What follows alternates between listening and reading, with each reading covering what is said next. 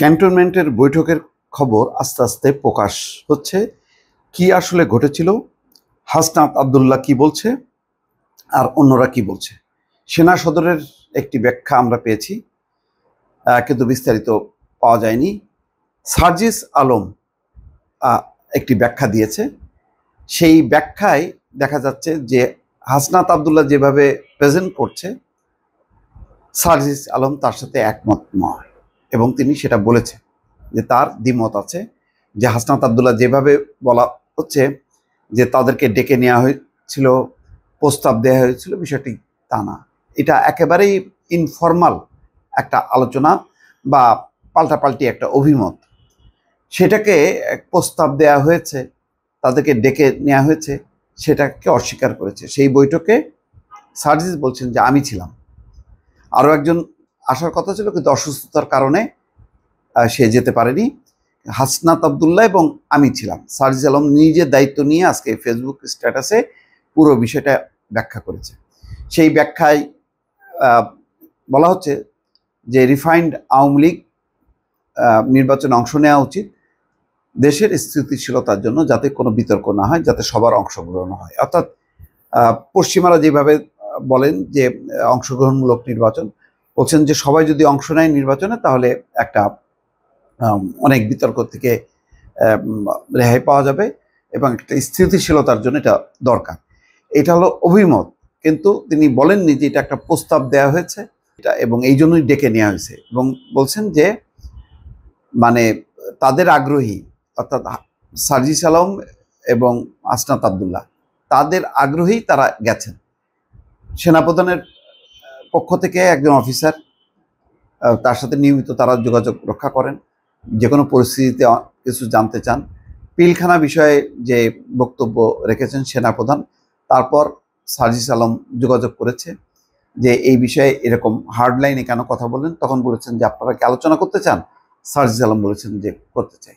সেই অনুযায়ী সময়টা নির্ধারণ হয়েছে এবং তারা গেছেন। ফলে এখানে তাদেরকে ডেকে নিয়ে প্রস্তাব দেওয়া হয়েছে যে রিফাইন্ড আওয়ামী লীগ মানে অংশ নেবে নির্বাচন এবং আসন ভাগাভাগি। বলছেন যে এরকম বিষয়টা তেমনটা না, এবং একথাও বলছেন যে এইভাবে যদি আলোচনাগুলো যদি প্রকাশ্যে আনা হয় তাহলে অন্য কোনো দল মানে আমাদের উপরে, নাগরিক পার্টির উপরে কোনো আস্থা পাবে না। যে বৈঠকে নানা রকম দ্বিমত হইতে পারে, এখন দ্বিমতের বিষয়গুলো আমি আমার মতন করে যদি প্রকাশ করে দিই তাহলে আমাদেরকে অন্য রাজনৈতিক দল বিশ্বাস করবে না। আর বৈঠকে যেই কথা বলেছে যে রিফাইন্ড আওয়ামী লীগ, সার্জিস আলম বলছেন যে এই রিফাইন্ড আওয়ামী লীগের কনসেপ্টে আমরা বিশ্বাস করি না, যে আওয়ামী লীগকে কোনো পর্যায়ে কোনো ফরম্যাটেই গ্রহণ করা যাবে না। কিন্তু সেটা জাতীয় নাগরিক পার্টির লড়াই হবে কেন? এটা নিয়ে আমরা অন্য অন্য রাজনৈতিক দলের সঙ্গে কথা বলতে পারতাম। যদি অন্য অন্য রাজনৈতিক দল রাজি হতো তাহলে তাদের নিয়ে আমরা জয়েন্টলি একটা মুভ করতে পারতাম। আর যদি অন্য কেউ রাজি না হতো আমরা এককভাবেই করতে পারতাম। কিন্তু এই বিষয়টা প্রকাশ্যে আনবো কেন? এইটা হচ্ছে ওনার, এই কারণে তিনি বলছেন যে তার সঙ্গে কিছুটা দ্বিমত আছে, যে এই দৃষ্টিভঙ্গি, দৃষ্টিকোণ থেকে আলোচনাগুলো হয়েছে সেটা এইভাবে আনা উচিত হয়নি, এটা পরিষ্কার। তিনি সার্জিস বলছেন সেদিন আমি এবং হাসনাত সেনাপ্রধানের সাথে গিয়ে কথা বলি। আমাদের সাথে দলের গুরুত্বপূর্ণ আরেকজন সদস্যরও যাওয়ার কথা ছিল, কিন্তু যাওয়ার পূর্ব মুহূর্তে ব্যক্তিগত সমস্যার কারণে তিনি যেতে পারেননি। প্রথমেই স্পষ্ট করে জানিয়ে রাখি, সেদিন সেনা নিবাসে আমাদের ডেকে নেওয়া হয়নি, বরং সেনাপ্রধানের মিলিটারি অ্যাডভাইজারের সাথে যখন প্রয়োজন হতো তখন মেসেজের মাধ্যমে আমাদের কিছু জিজ্ঞাসা এবং উত্তর আদান প্রদান হতো। সার্জিস লেখেন, যেদিন সেনাপ্রধান পিলখানা হত্যাকাণ্ড দিবসে অনেক কড়া ভাষায় বক্তব্য দিলেন এবং বললেন এনাফ ইজ এনাফ, তখন আমি সেনাপ্রধানের মিলিটারি অ্যাডভাইজারকে জিজ্ঞাসা করি আপনাদের দৃষ্টিতে অনাকাঙ্ক্ষিত কিছু দেখছেন কিনা। সেনাপ্রধানের বক্তব্য তুলনামূলক স্ট্রেট ফরওয়ার্ড এবং হার্শ মনে হয়েছে। তিনি আমাকে বলেন তোমরা কি এই বিষয়ে সরাসরি কথা বলতে চাও? আমি বললাম বলা যেতে পারে। এরপরে সেদিন সেনাপ্রধানের সঙ্গে আমাদের সাক্ষাৎ হয় সেনা ভবনে। সেই রুমে আমরা তিনজনই ছিলাম, সেনাপ্রধান, হাসনাত এবং আমি, অর্থাৎ সার্জিস আলম বলছে। মানুষ হিসেবে যে কোনো ব্যক্তি বা ব্যক্তির অভিমতকে এক একজন এক একভাবে অবজার্ভ করে।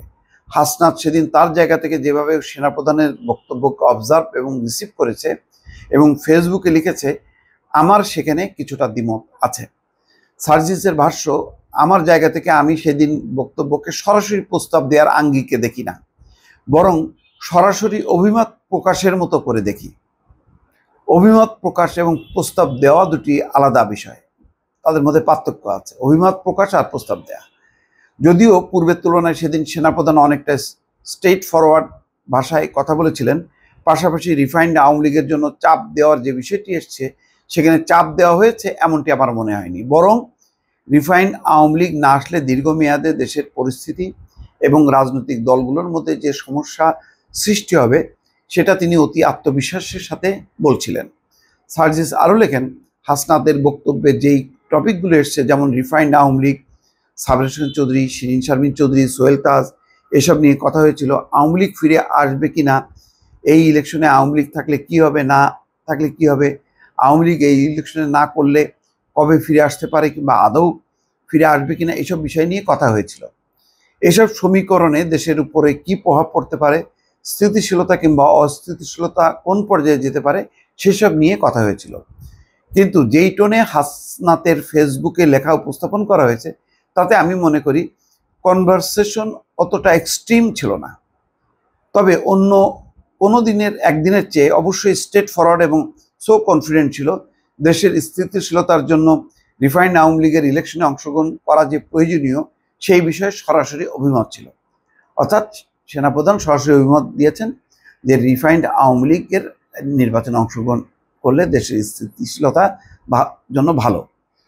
সার্জিস সেদিনের বৈঠকের ব্যাপারে বলেন, আলোচনার এক পর্যায়ে বলি, যেই দল এখনো ক্ষমা চায় নাই, অপরাধ স্বীকার করে নাই, সেই দলকে আপনারা কিভাবে ক্ষমা করে দিবেন। অপর পক্ষ থেকে রেগে গিয়ে উত্তর আসে, you people know nothing, you lack wisdom and experience, we are in this service for at least 40 years। তোমার বয়সের থেকেও বেশি অভিজ্ঞতা। সার্জিসের ভাষা, এই কনভারসেশনটা অর্থাৎ এই আলোচনাটা হয়েছে এটা সত্য, কিন্তু আমাদের রুমে বসে হওয়া কনভারসেশন হঠাৎ এককভাবে শেষ করে যখন সেনাপ্রধান উঠে দাঁড়ালেন এবং রুম থেকে কথা বলতে বলতে বের হয়ে এসে যখন আমরা গাড়িতে করে ফিরবো, তার পূর্বে বিদায় নেওয়ার সময় দাঁড়িয়ে দাঁড়িয়ে এই কনভারসেশন হয়েছে। সেখানে রেগে যাওয়ার সুরে এই কথা বলেছেন বলে আমার মনে হয়নি, বরং বয়সে তুলনামূলক বেশি সিনিয়র কেউ জুনিয়রদেরকে যেভাবে অভিজ্ঞতার ভারে কথা ব্যক্ত করেন সেই টোন এবং এক্সপ্রেশন মনে হয়েছে। অর্থাৎ তিনি বলেছেন সত্য, কিন্তু এটা কোনো তাদেরকে একদম রেগে গিয়ে হিট করেছে তা না। এটা যেহেতু সিনিয়র, তিনি তার অভিজ্ঞতার আলোকে তিনি এই কথাটা বলেছেন। হাসনাত না ওয়াকার, এই ন্যারেটিভ বা স্লোগানকে সার্জিস প্রত্যাশা করেন না বলেও স্ট্যাটাসে উল্লেখ করছেন। তিনি বলেন, হাসনাতের জায়গা ভিন্ন এবং সেনাপ্রধান ওয়াকারুজ্জামানের জায়গাও ভিন্ন। বাংলাদেশ সেনাবাহিনীর সাথে জাতীয় নাগরিক পার্টি, অন্যান্য রাজনৈতিক দল কিংবা জনগণের মুখোমুখি দাঁড় করানো কখনোই প্রাসঙ্গিক নয়। পাশাপাশি সেনাপ্রধানের পদত্যাগ নিয়ে যে কথা দুই এক জায়গায় আসছে সেটাও আমাদের বক্তব্য নয়।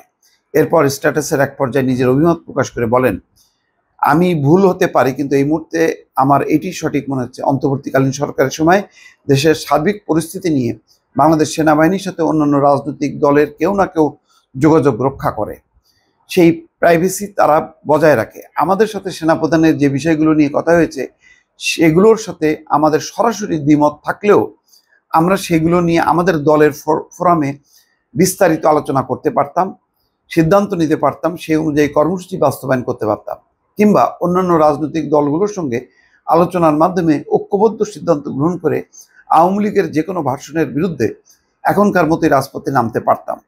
অথবা অন্য রাজনৈতিক দলগুলো সরাসরি আমাদের সাথে ঐক্যমতে না পৌঁছলেও আমরা শুধুমাত্র আমাদের দলের পক্ষ থেকে এই দাবি নিয়ে রাজপথে নামতে পারতাম। কিন্তু যেভাবে এই কথাগুলো ফেসবুক স্ট্যাটাসের মাধ্যমে এসছে, এই প্রক্রিয়াটি আমার সমীচীন মনে হয়নি এবং এর ফলে পরবর্তীতে যে কোনো স্টেক হোল্ডারদের সাথে আমাদের গুরুত্বপূর্ণ আলোচনা আস্থার সংকটে পড়তে পারে।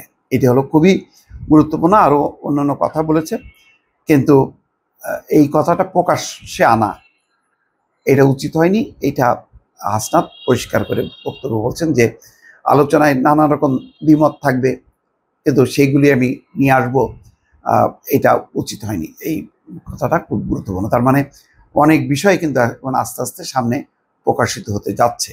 দেখা যাক পরবর্তীতে আরও কি অপ্রকাশিত জিনিস সামনে আসে। দর্শক ভালো থাকবেন। আল্লাহ হাফেজ।